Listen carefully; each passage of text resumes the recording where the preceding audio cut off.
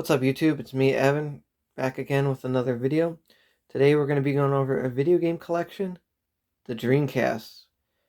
Thanks to all 5 people who voted in the poll I put up in the community tab of YouTube.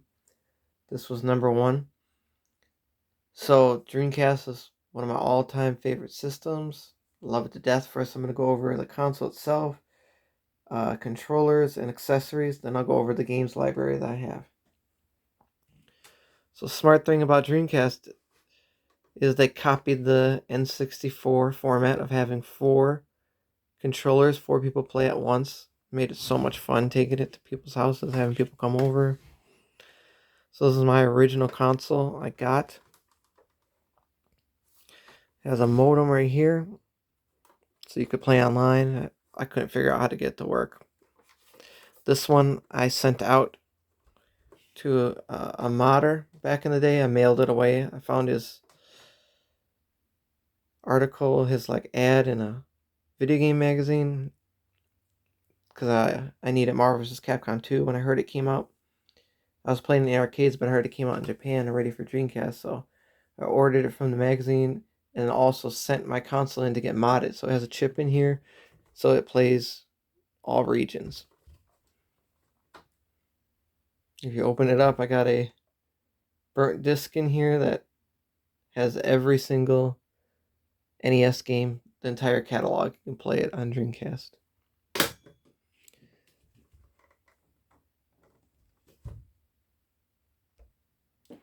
Here's what the controller looked like.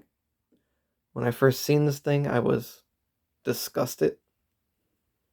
I was like, because I was used to fighting games, and Sega Saturn had the 6-button layout. This only had 4 here and 2 triggers here. And it had this for 3D games. The D-pad sucked for fighting games. So I was not happy with this. I tried everything to buy weird controllers that would fit the Sega Saturn thing. I ended up just getting the arcade stick, which I'll show off in a different video, full of all my arcade sticks. And so here's the controller. Very comfortable it ended up being for all their other titles besides fighting games. Fits perfectly in the hand. My hand never got sore. Has this thing back here to put the cord out of the way. And they did the smart thing of coming out with different colors. Again, copying the N64 model. So I got this green one. And another smart thing they did is they came out with extensions. So these make the cord longer, because the cord isn't very long on these things. So you just plug this in to get extra footage to your thing. And then memory cards. These are VMUs. So this is what you saved your games on. They'd have little mini games on the screen you can play without the game, or when you're playing the game. They would show different stats, like if you're playing the RPG, your HP and all that. Or maps. So here's the VMU collection I have. So we got the OGs and the colored ones that came later. And then just a blank memory card, because when this console first came out, I was only making $6 an hour. So it was hard to buy these expensive VMUs at the time. So sometimes you had to go with knockoff companies stuff instead of Sega.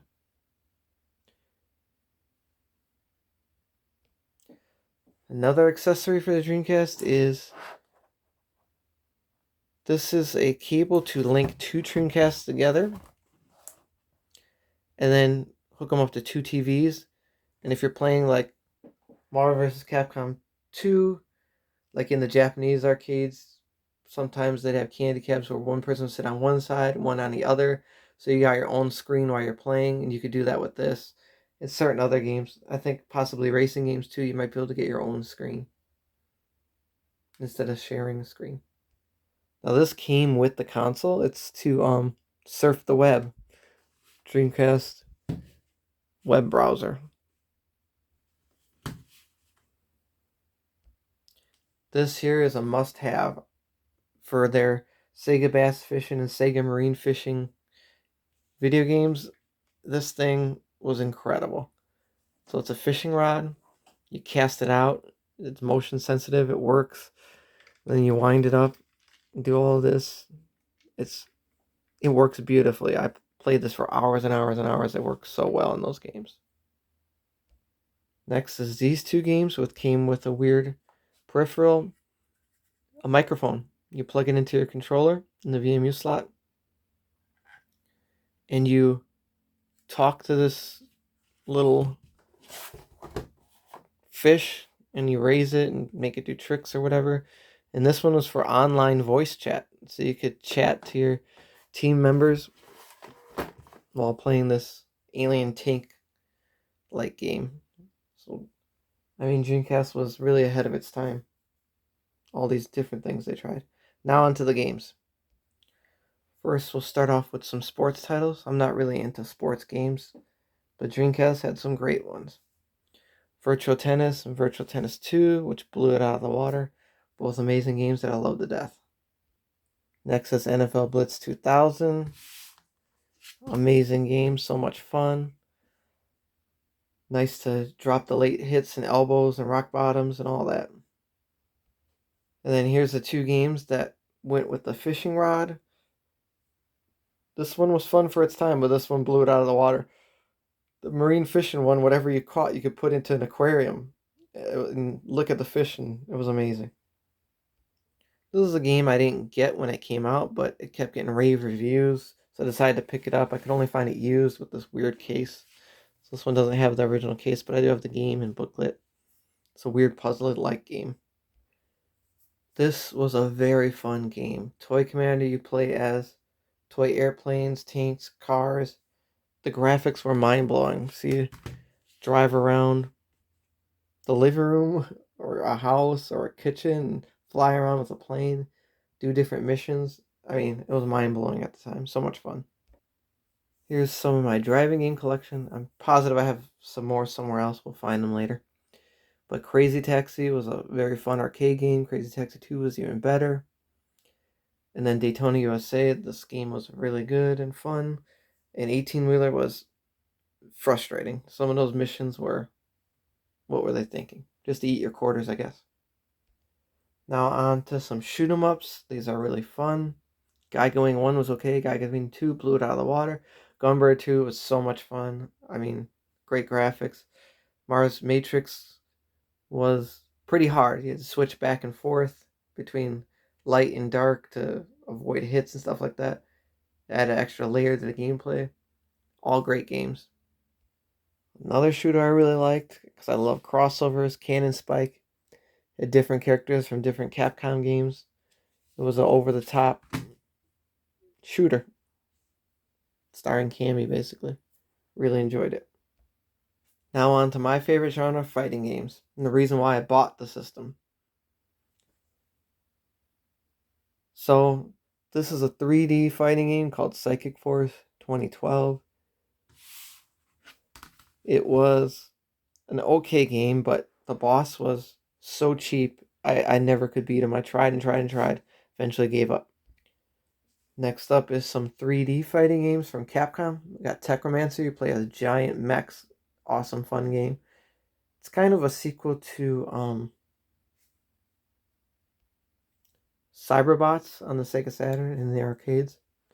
Project Justice is a sequel to the Rival Schools games. It's a lot of fun. Great combos, aerial combos, super moves. Power Stone 1 and 2 are, I guess, like arena fighting games. They're fun. I wasn't very good at them, but it's funny. They ripped off Super Saiyan Goku and stuff like that. You just spirit bombs and Kamehamehas. It's a fun game. Some more 3D fighters. We got Dead or Alive 2 and Soul Calibur. Dead or Alive 2 had amazing graphics. So does Soul Calibur. They both still hold up. I think Soul Calibur was more fun to play, though. I had a great one-player journey.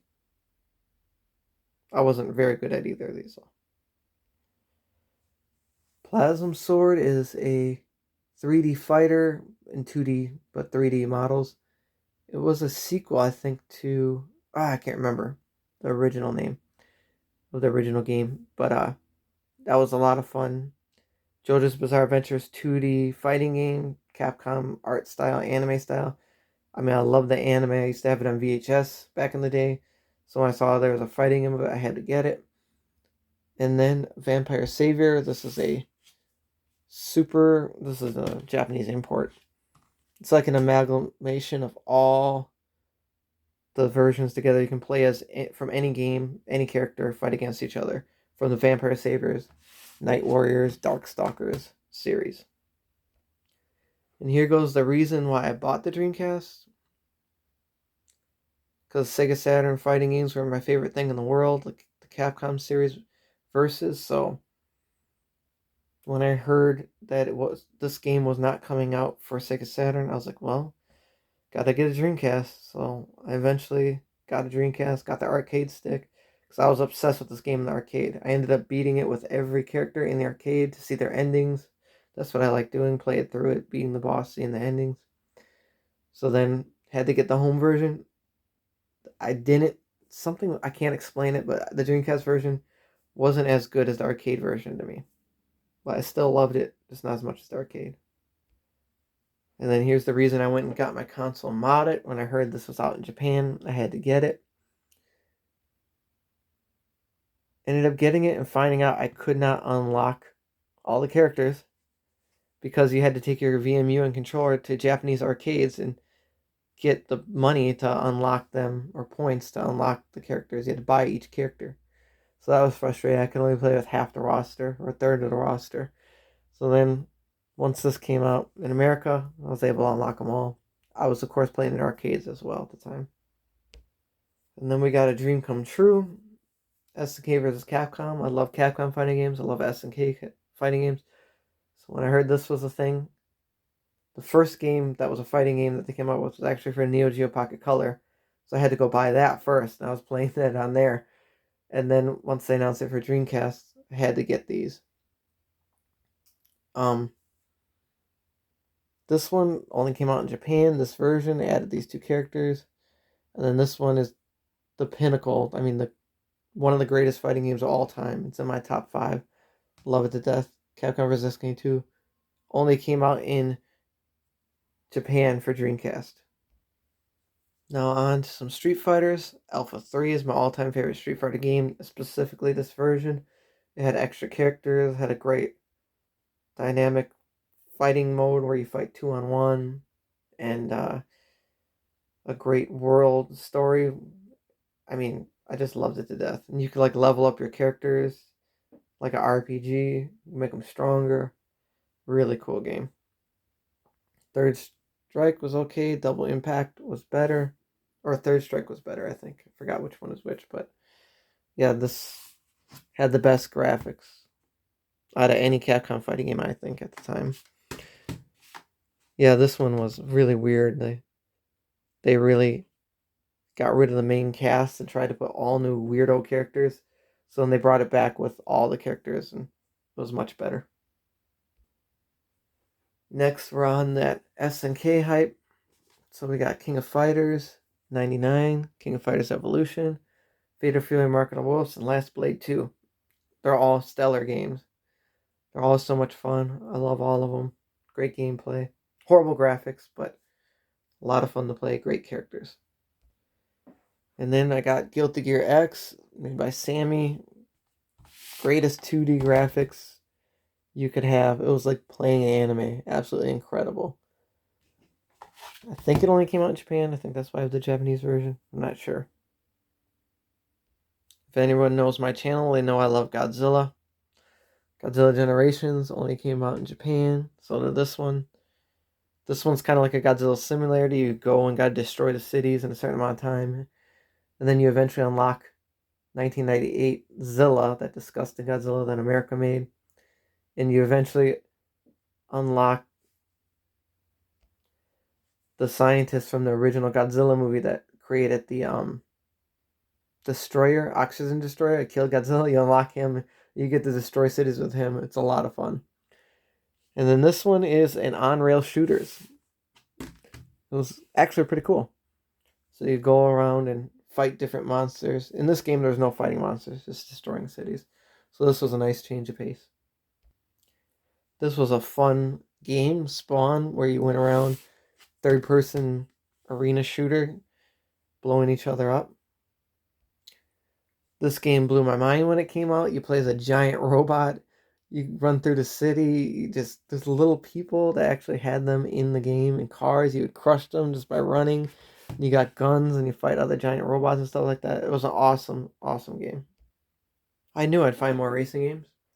So we got Demolition Racer, Four Wheel Thunder, Hydro Thunder, Sega Rally. I love Sega Rally on Sega Saturn, so had to get the Dreamcast version. Did not disappoint. Hydro Thunder was one of my favorite arcade racing games. Absolutely love this version. This game, I don't remember much about it. Must not have been that good. Four Wheel Thunder, I remember being arcadey and fun. I really like arcadey racing games. So this, I love the anime. I had it on VHS back in the day.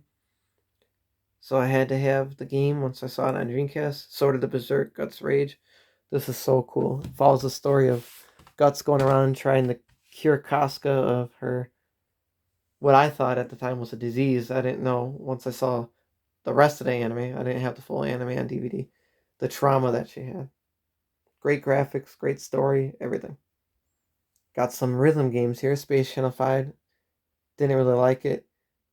Samba de Amigo wasn't very fun without the maracas. I'm still looking for the maracas. Haven't found them yet. Here goes a fun third-person shooter game. I really enjoyed it. Cool dark graphics. I really liked it. Phantasy Star Online. I bought this because of the hype. Everybody was having a great time playing it. Every magazine said it was amazing. And then I couldn't figure out how to get online to work on my Dreamcast. So I tried playing it offline, and I didn't like it. House of the Dead 2 sucked because they never brought any light guns to America. I haven't found any to import yet, so I only had to play with a controller, and I hated it. This game was a lot of fun. I love South Park. This game has great humor and graphics that looked exactly like the game. And it's a trivia game / mini games, and they copy a bunch of old school games like Pac-Man and Asteroids and Space Invaders, just different kinds of fun mini games. Kind of like a Mario Party. There's a cool third-person shooter action game. I think it was on rails, and you go around shooting different monsters and creatures. It was fun. This was an amazing shoot 'em up where you play a giant Gundam-like mech, and you have millions of enemies on the screen, millions of missiles at once, and you use the thumbstick to directional stick to aim and shoot. It was so much fun. This game had amazing graphics, and it was like a click. You just click the screen to activate things. I forgot what that genre is called. It was pretty good. Bomberman, and again, I couldn't figure out how to get the online to work, so I could only play offline. It was okay. This was a fun party game. Actually, really enjoyed it. Great graphics. I thoroughly enjoyed this game. It was a lot of fun.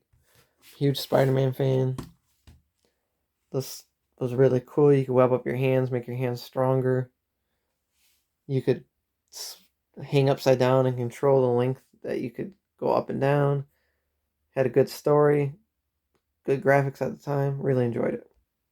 Some Sonic games. Sonic Adventure 1. I thoroughly enjoyed this story, and the graphics were amazing.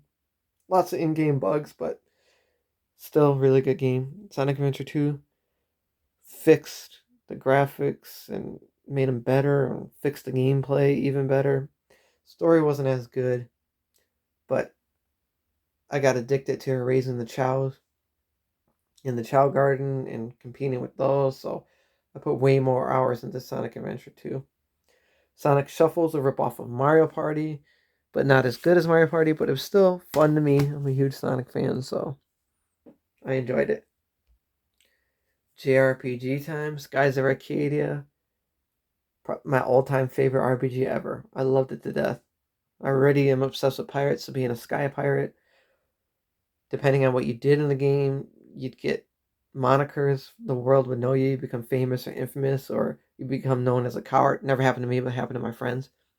I really, really enjoyed it.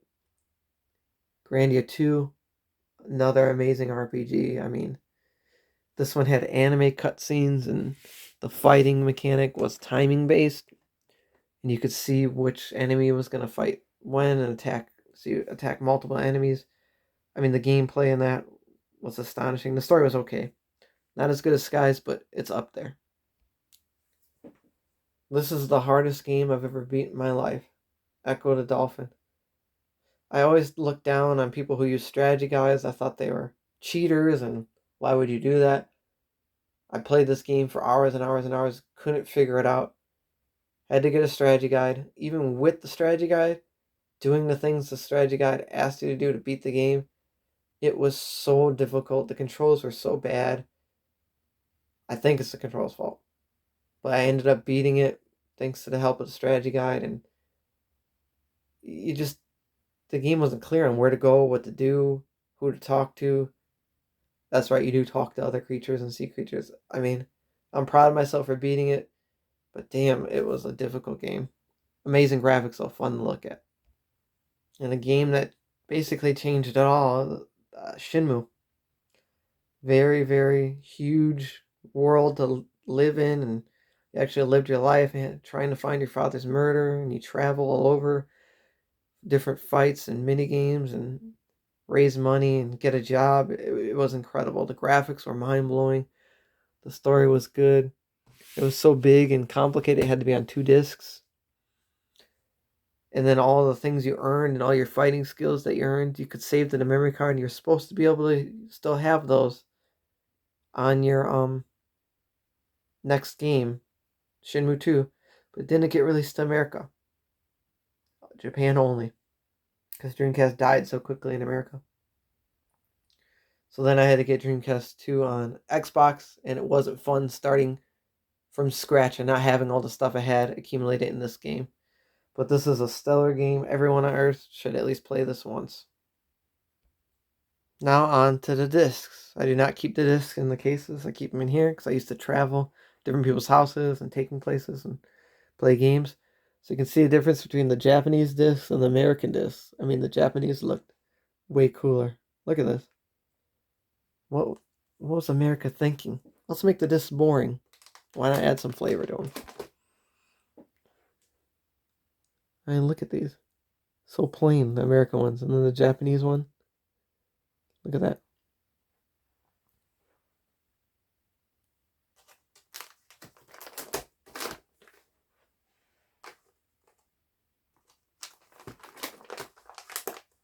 Oh, Shenmue was 3 discs. Wow.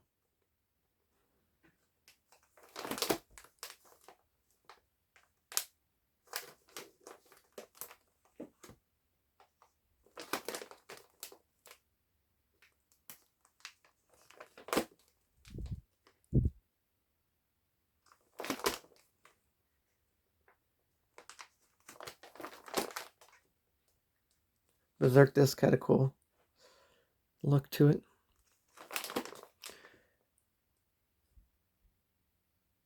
Oh, now we're getting into the other collection. That's for another video. Thanks for watching.